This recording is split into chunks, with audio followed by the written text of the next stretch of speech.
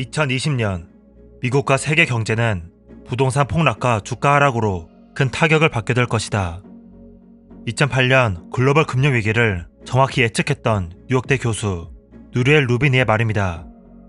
헤지펀드의 제왕 레이 달리오, 연방준비제도 이사회 전 의장 벤 버냉키 또한 2020년을 위기의 해로 지목했습니다.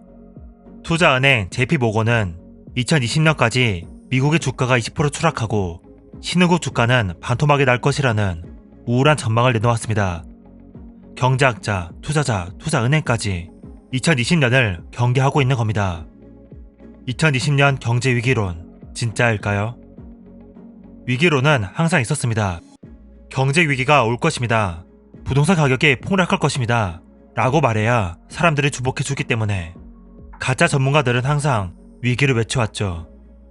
이런 가짜 전문가들 때문에 점점 사람들은 위기에 둔감해집니다. 정작 위기가 눈앞에 닥쳤을 땐 아무런 대비를 하지 못해 큰 손실을 보고 말죠. 그렇다면 2020년 경제 위기로는 어떨까요? 이번에도 비껴나갈 예측일까요? 아니면 올바른 경고일까요? 2020 부의 지각 변동은 이 답을 깊고 균형 있게 답해줍니다.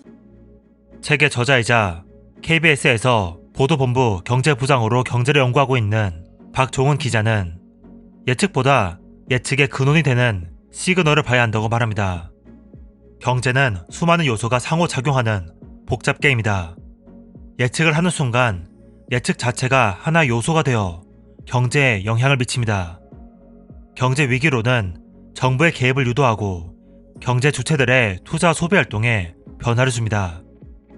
2011년 유럽, 2015년 중국에서 경제 위기설이 나왔지만 각 정부에서 대대적인 양적 완화 및 경기 부양책을 실시하며 위기를 비껴갈 수 있었죠. 따라서 현재 조건으로 판단한 경제 예측은 맹신하지 않아야 합니다. 실시간으로 변하고 있는 수많은 조건 중에서 정확한 시그널을 골라내고 스스로 경제 흐름을 읽을 수 있어야 합니다.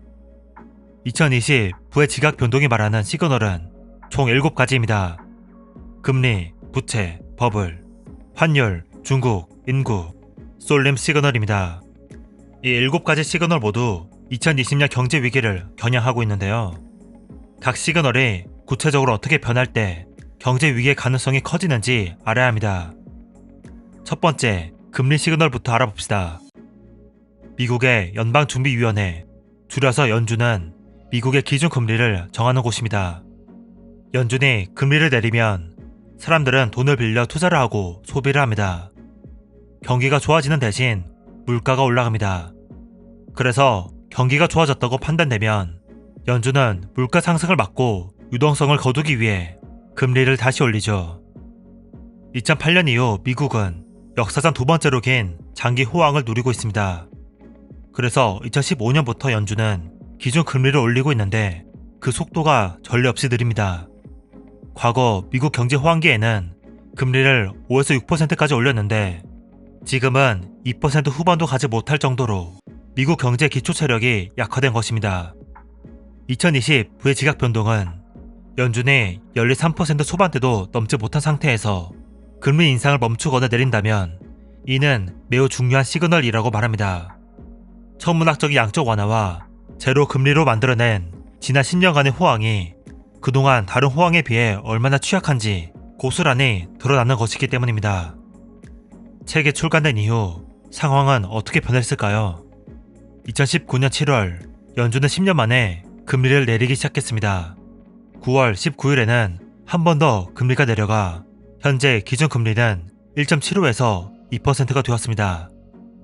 현재 주식시장에서는 금리 인하를 단기적인 호재로 여기고 있지만 저자는 이와 같은 주가 상승은 마지막 타오르는 불꽃일 뿐 어둠을 준비해야 한다고 말합니다. 또한 금리를 2.5%까지 밖에 높이지 못한 상태에서 인하를 시작했기 때문에 앞으로 금리를 인하할 수 있는 여지가 적은 것도 주목해야 합니다. 경제 위기가 와도 경기를 부흥할 수단이 그만큼 적다는 의미이죠. 짧게라도 하나 더 언급하고 싶은 시그널은 중국입니다. 2008년 글로벌 금융위기 때는 그나마 중국이 버텨주었기에 전 세계가 위기에서 빠르게 빠져나올 수 있었습니다. 하지만 지금의 중국은 다릅니다. 그림자 금융이라 불리는 어마어마한 채무, 영업이익으로 이자조차 갚지 못해 정부 지원을 받는 좀비 기업, 건물은 다 지어졌는데 사람이 아무도 살지 않는 유령 도시까지. 경기가 좋을 때는 이 모든 게 괜찮았지만 경기 침체가 시작되는 순간 이 세 가지 문제가 중국을 경제 위기로 몰고 갈 것입니다. 2020 부의 지각 변동은 7가지 시그널로 볼 때 호황이 끝나가고 있다고 판단합니다. 앞서 예측의 결과를 바꿀 수 있다고 말했듯이 2020년 대선을 앞둔 트럼프 대통령이 감세 정책과 재정 지출로 위기를 뒤로 미룰 수도 있습니다. 그러나 본질적인 문제가 고쳐지지 않는 한 미룰 수 있는 시기는 정해져 있습니다. 대처를 잘 한다면 경기 둔화, 즉 조정 정도로 그치겠지만 장기적인 불황으로 이어질 가능성도 큽니다. 최악의 시나리오는 미국의 경기 둔화와 중국의 경제 위기가 겹치는 퍼펙트 스톰이 발생해 세계 경제가 초유의 위기를 맞는 것입니다. 2020 부의 지각 변동은 한 가지 답만 주지 않습니다. 시그널에 따라 여러 상황을 제시하고 그에 따라 개인이 할 수 있는 해결책도 제시하고 있죠. 다른 시그널이 궁금하다면, 위기에서 어떤 행동이 필요할지 알고 싶다면 오늘은 경제 공부를 해보는 것 어떨까요? 책그림이었습니다. 감사합니다.